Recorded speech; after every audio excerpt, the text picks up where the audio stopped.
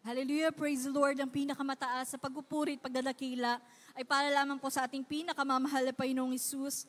Dobleng paggalang at pagbati po sa ating beloved parents in the Lord, and to their beloved children, to the beloved Almeida family. Good afternoon po.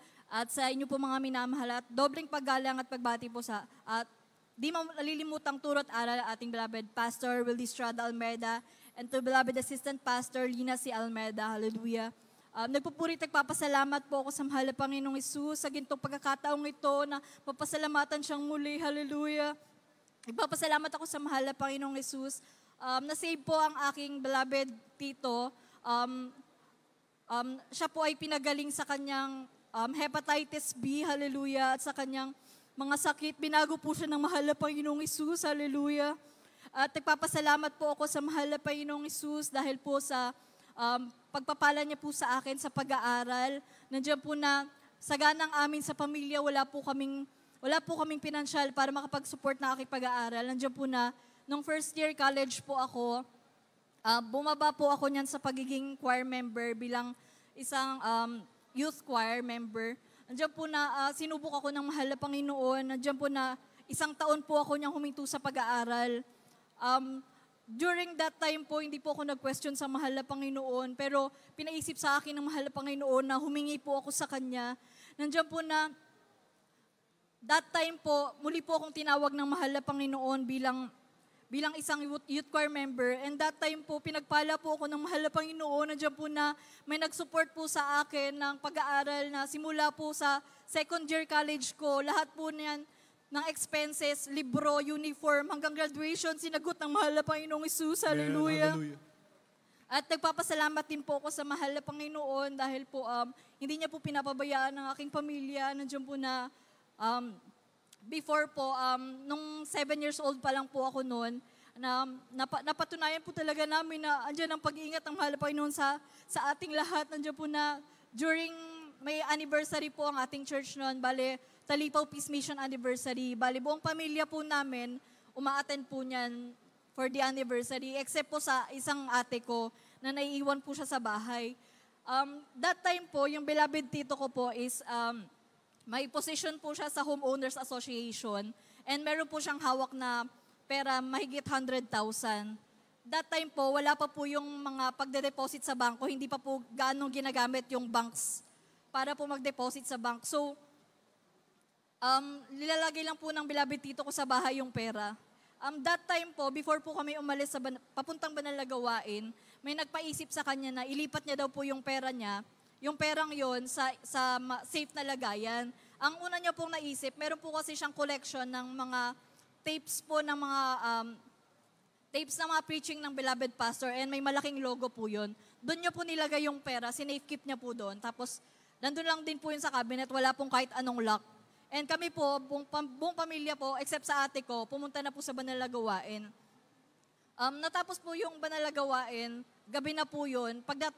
Papunta pa lang po kami sa bahay, sinasalubong na po kami ng mga pulis. Andiyan po pala na yung beloved ate ko, umuulan that time, pinasok ng magnanakaw, sinilid siya sa isang malaking timba, tapos piniringan. Pilit na hinahanap sa kanya yung pera, nasaan daw yung pera. Ibig sabihin, alam nung magnanakaw na may pera sa bahay namin. Nandiyan po na, nung sinalubong kami, tinanong agad yung beloved tito ko, kayo po ba si Ray Dalisay? Pinasok kasi ng magnanakaw yung bahay nyo. Nandiyan po yung pananampalataya ng beloved tito ko that time na pag-iingatan nyo ng mahal na Panginoong Hesus. Hindi pa po siya agad pumasok sa loob ng kwarto. Ang ginawa niyang una, na lumuhod sa mahal na Panginoon, na nalangin, nagpasalamat sa pag-iingat sa amin. Hallelujah. Nandiyan po na, pumasok po siya sa loob na walang agam-agam. Pagpunta niya po sa kwarto, nakabukas na po lahat ng lagayan. Except po dun sa pinaglagyan, hallelujah. Andiyan po na pinag-ingatan ng mahal na Panginoon ng beloved ate ko at yung pera na nasa loob ng bahay, hallelujah. At nagpupulit, papasalamat din ako sa mahal na Panginoon sa dati po, nung college po ako, sinubok po kami ng mahal na Panginoong Hesus. Bali po, tumaas po yung blood pressure ng beloved mother ko. At ang nangyari po noon, sa sobrang taas ng blood pressure niya, na-comatose po siya. Bali po, ilang araw na po, wala pong unconscious po yung beloved mother ko.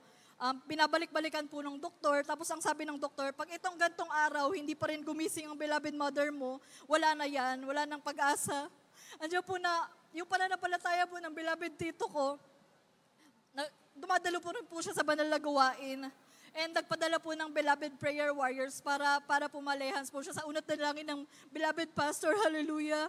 Nandiyan po na pagkalehan sa kanya, ilang araw lang po, nagising po yung beloved mother ko. Hallelujah. Amen. Hallelujah.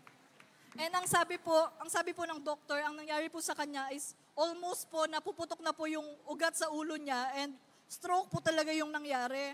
And ang himala ng mahal na Panginoon, last year lang po, nagkaroon po kasi ng annual physical exam. Bale po, benefit po yun sa company na pinagtatrabahuhan ko. Yung beloved mother ko, in annual physical exam. Tapos tinanong yung mga history ng sakit. Nung sinabi ng beloved mother ko na nakomatose siya, na stroke siya, hindi naniniwala yung doktor. Nandiyan na, tinawag pa ako ng doktor to confirm. Nandiyan po na sabi, imposible kasi wala akong nakikitang any signs na na-stroke siya before. Hallelujah. Amen. Hallelujah. Hallelujah. At nagpapasalamat po ako sa mahal na Panginoon during sa pag-aaral ko, mga minamahal, pinag-iingatan po ako ng mahal na Panginoon. That time po, nagpapagamit po ako, habang nagpapagamit sa mahal na Panginoon, nag-aaral po ako. Meron po kaming pasok during Saturday morning, bali 7 a.m. may pasok po kami. And bilang isang choir member po, dapat tayo ay dumadalo sa banal na gawain.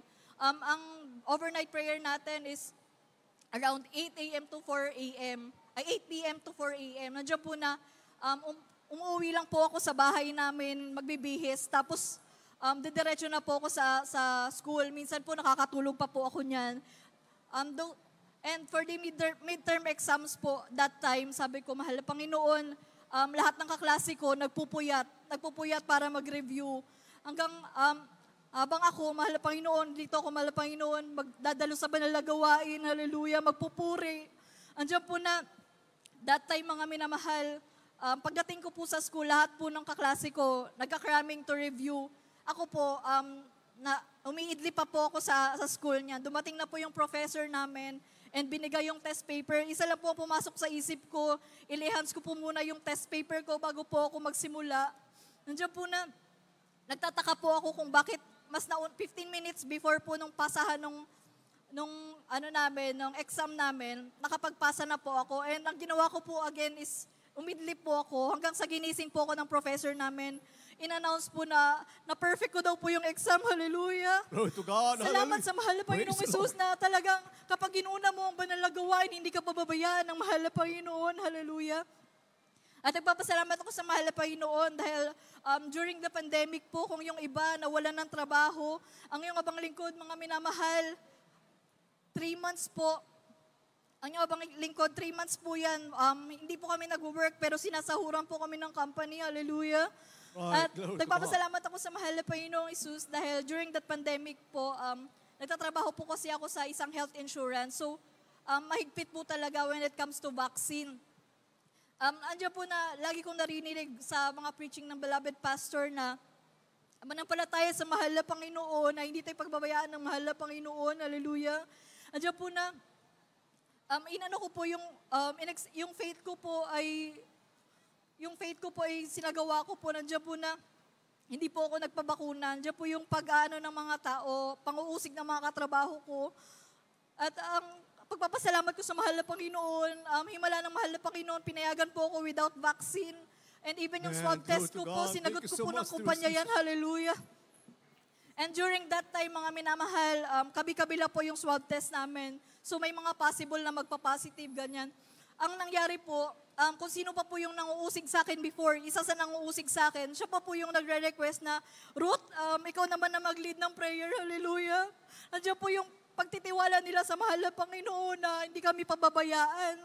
Andiyan po na before po ako mag-lead ng prayer, lumuhod po ako sa mahal na Panginoon na ipatunayan niyo po ko sa kanila na ikaw ang Diyos. Nag-iingat sa amin. Amen. Hallelujah. And after that, mga minamahal, hindi naman po dapat pinag-lead po ako ng prayer sa company. Ang himala ng mahal na Panginoon, lahat po kami negative. Hallelujah. Nagpapasalamat din po ako sa mahal na Panginoon sa pagpapala niya po sa akin sa trabaho. Nandiyan po na pinagpapala niya po ako na Nagkakaroon po ako ng travel incentive sa ibang bansa, hallelujah. At nito lang pong this August po, nandiyan po ng pagpapala ng mahal na Panginoon na recently, kakapromote ko lang po ulit, hallelujah. At papasalamat po ako sa mahal na Panginoong Isus dahil hindi man po karapat-dapat. Ako po kay kanyang ginagamit bilang isang mga awit sa kanyang banal na ubasan, hallelujah. At nagpapasalamat po ako sa mahal na Panginoon sa pagpapalang pinansyal, material at higit sa lahat sa spiritual. Ang lahat ng kapurihan, pasasalamat ay para lamang po sa ating pinakamamahal na Panginoon Jesus, hallelujah.